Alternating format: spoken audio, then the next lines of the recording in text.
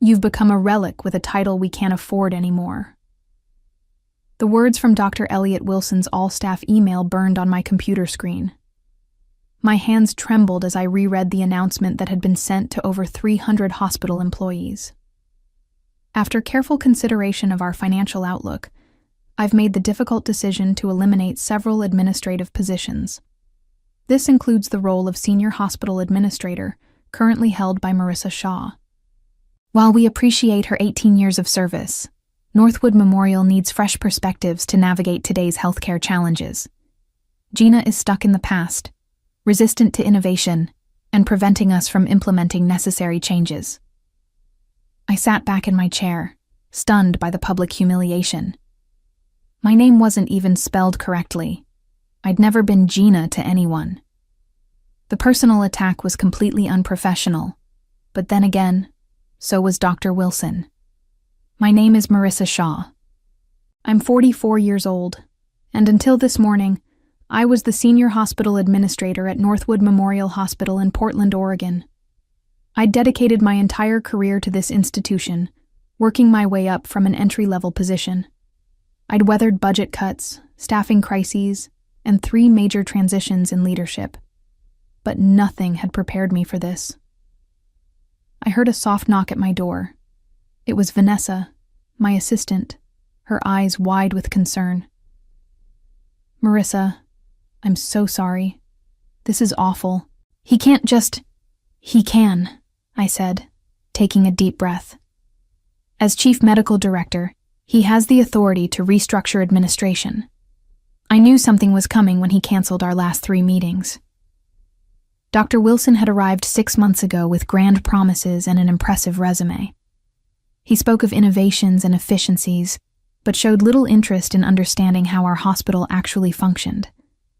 His first act had been to eliminate free parking for staff. His second had been to reduce nursing coverage on night shifts. "What will you do?" Vanessa asked, her voice cracking. I looked around my office, at the certificates on the wall, the family photos, and the row of binders on my shelf labeled Safety Protocols and Violations. Those binders contained 18 years of meticulously documented safety concerns, staffing issues, and policy violations. Some were resolved. Many were not. "I'll be fine," I said, feeling a strange calmness settling over me. Sometimes being underestimated is an advantage.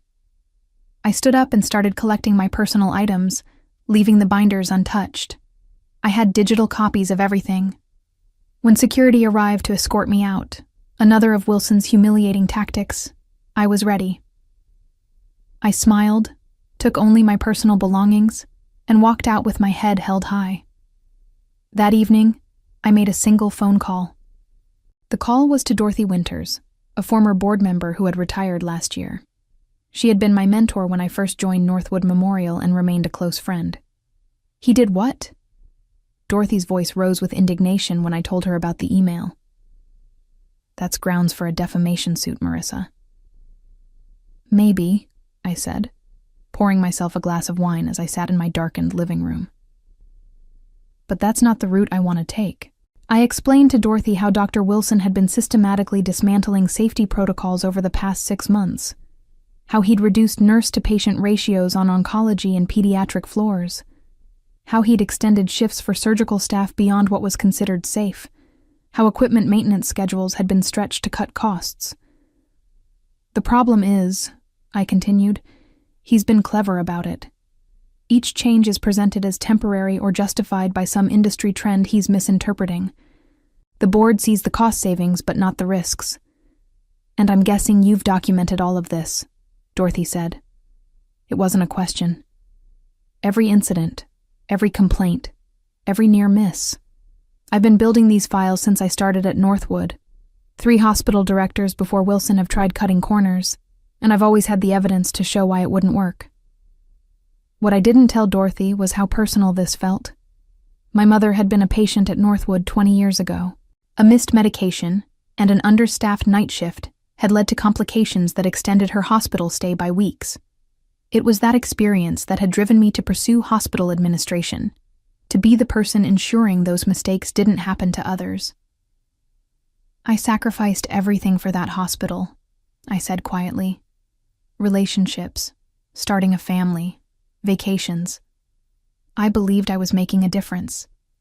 You were, Dorothy insisted, and you still can. The question is, what do you want to happen now? I took another sip of wine, considering my options. I could walk away with a severance package and find another position. I could file a wrongful termination lawsuit. I could retire early as Wilson intended, or I could fight.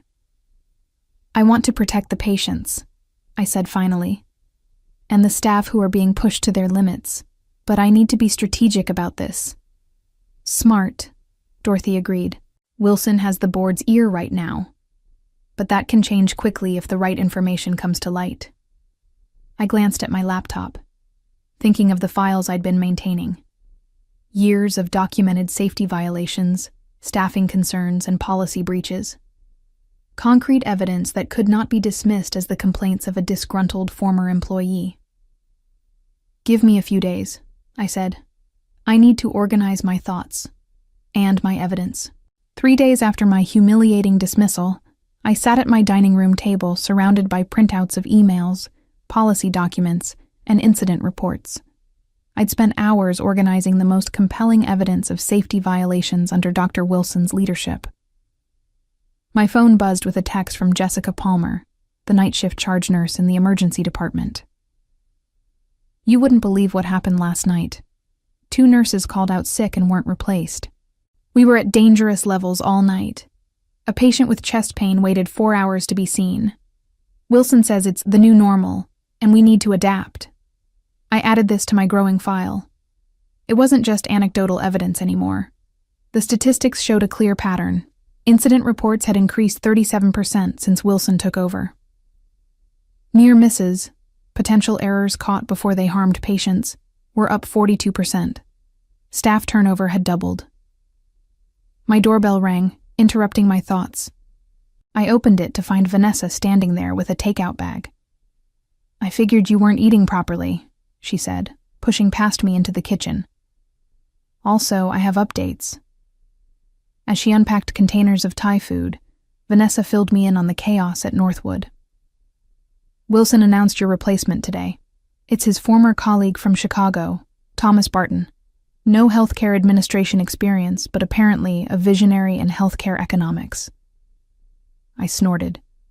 Translation: he knows how to cut costs regardless of impact. Exactly, Vanessa nodded. Oh, and they're implementing a new staffing model next week. Nurses will cover more patients, and they're cutting support staff hours. Has anyone raised concerns? I asked, though I already knew the answer. Catherine in nursing tried. Wilson told her if she couldn't handle the workload, perhaps she should explore opportunities elsewhere. Catherine Morris had been Northwood's nursing director for 15 years. She was respected, efficient, and uncompromising when it came to patient safety. If Wilson was pushing her out too, the situation was worse than I thought. What's your plan? Vanessa asked, studying my expression. You have that look you get when you're plotting something. I hesitated. Vanessa was loyal, but involving her could put her job at risk. I'm considering my options, I said carefully. The most direct route would be going to the board with evidence of unsafe practices, but Wilson has them convinced he's saving the hospital from financial ruin. What about the healthcare authority? Vanessa suggested. An anonymous tip about safety violations would trigger an investigation. I'd considered this, but regulatory investigations moved slowly, and Wilson could cover his tracks. I needed something more immediate. I'm thinking I might need to approach this from multiple angles, I said. The regulators, yes, but also the medical staff who have concerns, the patients who've experienced declining care, and possibly the media. Vanessa raised an eyebrow. Going nuclear, huh? Not yet, I replied. But I'm preparing for all possibilities. What I didn't say was how angry I felt. Not just about losing my job, but about the disregard for safety I'd spent my career protecting. Wilson wasn't just pushing me out. He was undoing years of work that kept patients safe. I thought about the binders in my office, the evidence I'd accumulated, and made a decision. It was time to act. A week after my dismissal, I sat in a quiet corner of a cafe 3 blocks from Northwood Memorial, nursing a cup of coffee that had long gone cold. Across from me sat Dr. Andrew Bennett, chief of surgery, and someone I'd worked closely with for over a decade. "I shouldn't be meeting with you," he said in a low voice, glancing around nervously. "Wilson made it clear that anyone maintaining contact with you would be seen as undermining the new direction." "Yet, here you are," I observed. Andrew sighed, running a hand through his salt and pepper hair. "What's happening isn't right, Marissa. Wilson is making decisions that compromise patient care, and nobody seems able to stop him." "Tell me what's changed since I left," I said, pulling out a notebook. For the next 30 minutes, Andrew detailed alarming developments. Surgical teams working double shifts, equipment maintenance postponed, supplies rationed to the point where staff were bringing their own basic items. Most concerning was the new streamlined patient discharge process that prioritized freeing up beds over ensuring patients were ready to go home. "We had 3 readmissions last week because patients were discharged too soon," Andrew reported grimly. "One was an elderly woman who went home without proper medication instructions. She was back in the emergency department 12 hours later, much worse than when she left." "Are people documenting these incidents?" I asked. Andrew nodded. "We're trying, but Wilson's appointed administrators who minimize concerns or lose the paperwork. Catherine's been keeping her own records, but she's walking on thin ice already." I slid a USB drive across the table. "I need you to give this to Catherine. It contains templates for documenting unsafe conditions in a way that can stand up to regulatory scrutiny." Andrew pocketed the drive. "What are you planning, Marissa?" "I'm gathering evidence for the healthcare authority," I admitted. "But I need current documentation that corroborates the patterns I've been tracking. You know this could end careers, right? Including yours and mine?" I met his gaze steadily. "What about the patients whose lives we're supposed to be protecting? How many of them will suffer because we were too afraid to act?" Andrew looked down at his coffee. "You're right. It's just intimidating. Wilson has the board wrapped around his finger. He's promising financial miracles. Financial miracles usually come at a cost," I pointed out. "In this case, patient safety." "I'll help," Andrew decided. "But be careful. Wilson's more connected than you think. His brother-in-law is on the hospital association board, and he's got friends at the state level." That was information I hadn't known, and it complicated matters. If Wilson had allies in regulatory bodies, my complaints might be buried or dismissed. As we parted ways, Andrew caught my arm. "There's something else you should know. Wilson's been telling people you were fired for incompetence, that you mismanaged budgets and falsified staffing reports. He's essentially blaming the hospital's financial problems on you." The accusation hit me like a physical blow.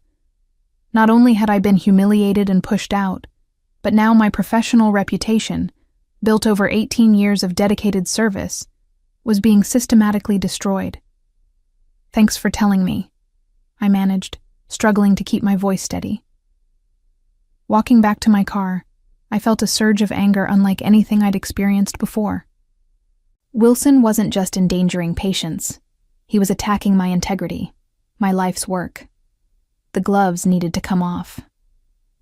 When I reached my car, I made a decision. It was time to involve someone I'd been hesitant to contact. James Lloyd, an investigative reporter who had covered healthcare issues for the Portland Tribune. He'd reached out to me years ago about a story on hospital administration, and I'd declined to comment. I found his card in my contacts and sent a text. "We should talk. I have information about patient safety risks at Northwood Memorial." His response came almost immediately. "Been waiting for this call. When and where?" James Lloyd was younger than I expected. probably in his early 30s, with intense eyes behind wire-rimmed glasses.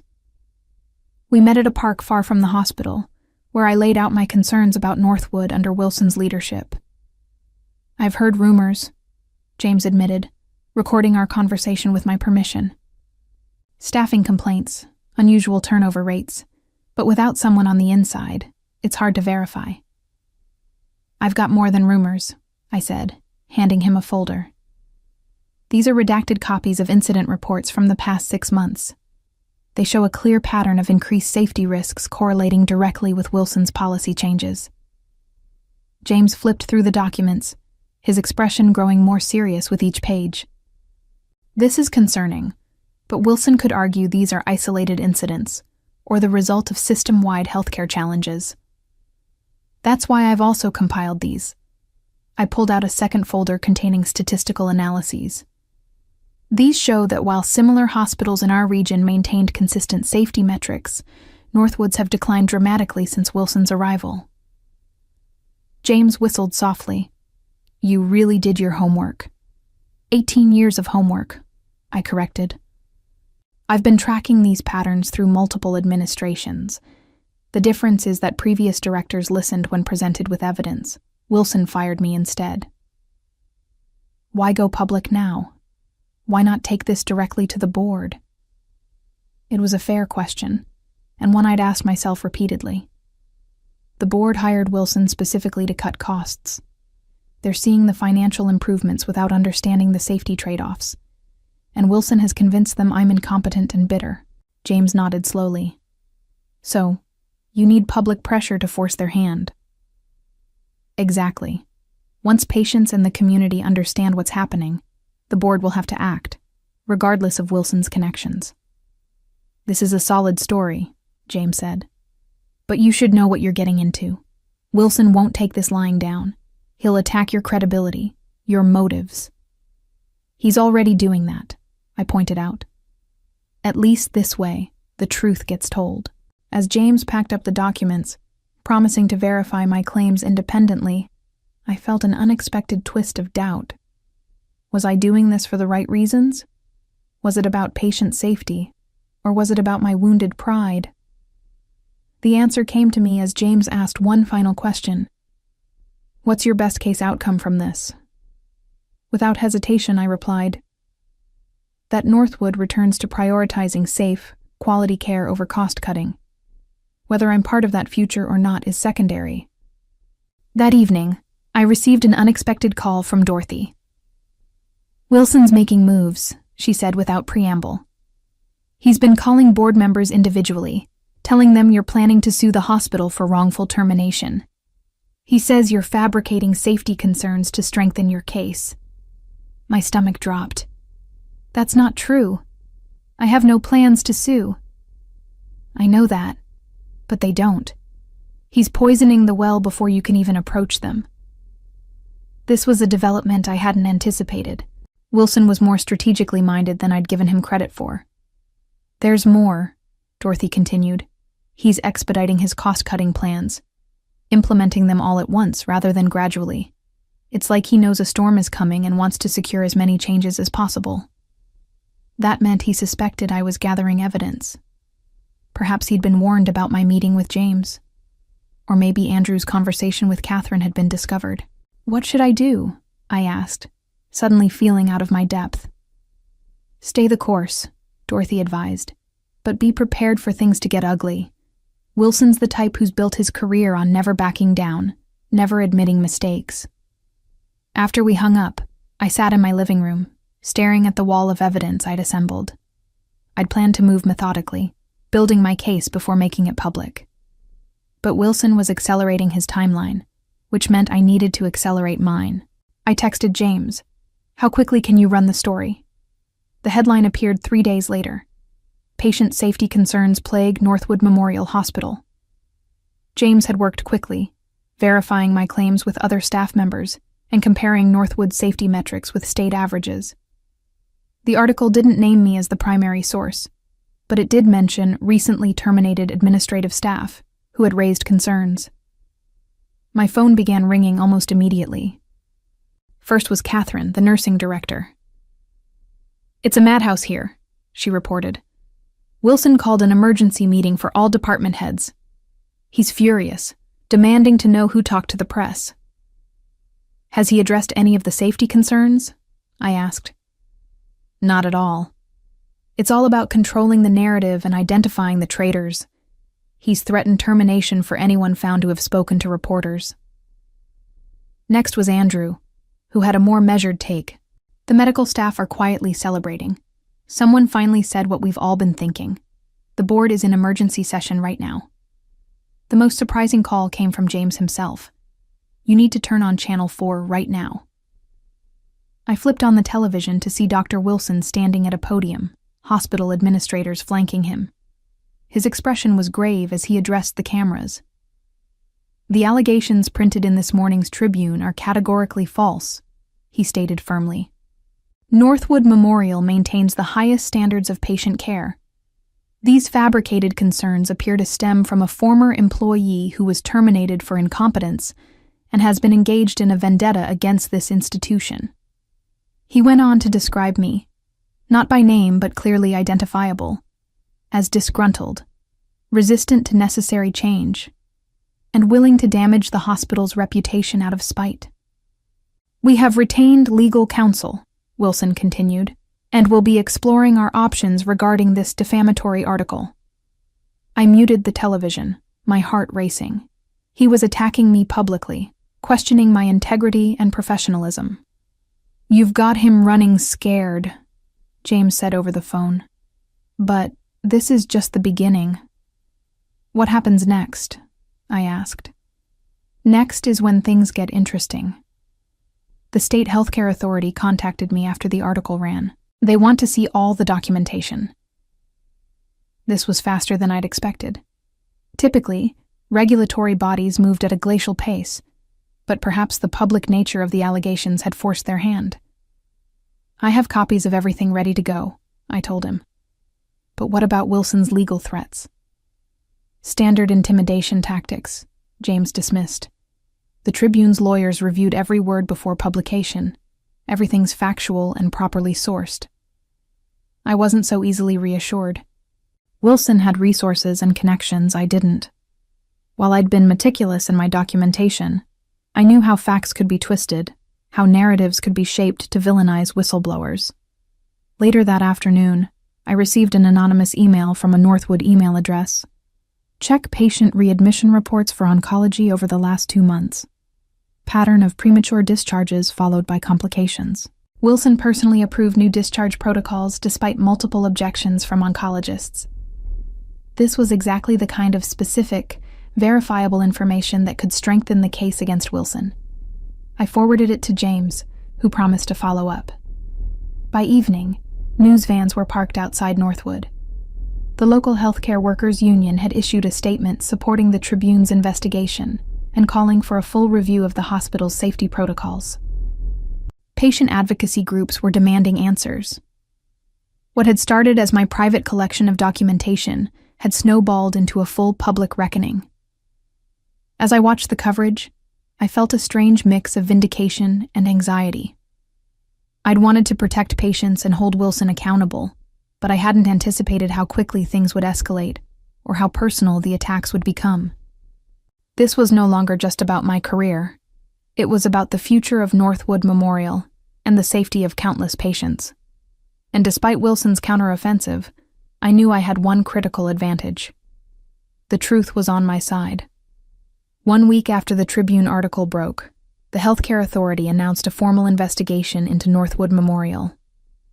Inspectors arrived without warning, reviewed records, interviewed staff, and observed operations. Wilson was noticeably absent during their 3-day visit, represented instead by nervous administrators who struggled to answer pointed questions about staffing ratios and safety protocols. I watched from a distance, getting updates from Catherine and Andrew. The investigation itself was vindication, proof that my concerns warranted attention. But I knew Wilson wouldn't go down without a fight. On the 4th day, I received an unexpected visitor. Thomas Crawford, chair of the hospital board, stood on my doorstep looking uncomfortable. "Mr. Crawford," I said, genuinely surprised. I didn't expect to see you here." "May I come in?" he asked, glancing over his shoulder as if worried about being seen. I led him to my living room, where my wall of evidence was still displayed. He stared at it for a long moment before speaking. "The board has received the preliminary findings from the Healthcare Authority," he said gravely. "They're concerning. Significant safety violations, potential regulatory actions, possible fines." He paused.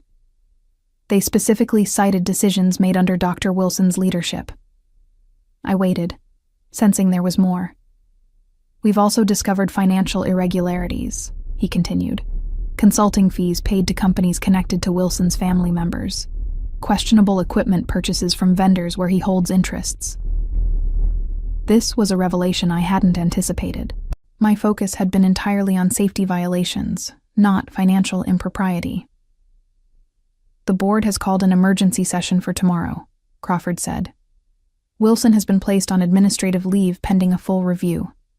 He looked at me directly. "We'd like you to attend the meeting, to discuss next steps." I'd imagined many outcomes when I began this process, but reinstatement had never been one of them. I'd assumed my career at Northwood was over, regardless of how things played out with Wilson. "Are you asking me to return?" I clarified. Crawford nodded. "The board recognizes we made a serious error in judgment, both in hiring Wilson and in allowing your termination. Your knowledge of the hospital's operations is exactly what we need right now." The board meeting was tense, with members clearly divided on how to proceed. Some, including Crawford, acknowledged the errors in judgment regarding Wilson. Others were still defensive, suggesting the problems had been exaggerated. Wilson himself was absent, represented by an attorney who made vague statements about differences in management philosophy and misunderstandings about policy changes. When it was my turn to speak, I laid out not just the safety concerns, but my vision for addressing them: reinstating proper nurse-to-patient ratios, resuming regular equipment maintenance, and implementing a system of checks and balances to prevent future compromises to patient care. "These aren't radical suggestions," I emphasized. "They're standard practices that Northwood successfully maintained for years before recent changes. Yes, they have costs, but so do readmissions, complications, and regulatory fines." The debate continued for hours, but by meeting's end, the board had reached several decisions. First, Dr. Wilson's employment was terminated, effective immediately. Second, I would be reinstated as senior hospital administrator, with an expanded role overseeing safety compliance. Third, an independent audit would review all policy changes implemented in the past 6 months, with immediate reversal of any that compromised patient care. As the meeting concluded, James Lloyd's story hit the online edition of the Tribune. Healthcare Authority confirms safety violations at Northwood. Director removed. The article detailed not just the safety concerns, but also the financial irregularities discovered during the investigation. Walking out of the boardroom, I felt a complex mix of emotions: satisfaction that patient safety would be restored, relief that my professional reputation had been vindicated, but also awareness of the damaged relationships and trust that would need rebuilding. Catherine met me in the hallway, a tentative smile on her face. "Welcome back," she said simply. "There's a lot of work to do," I replied.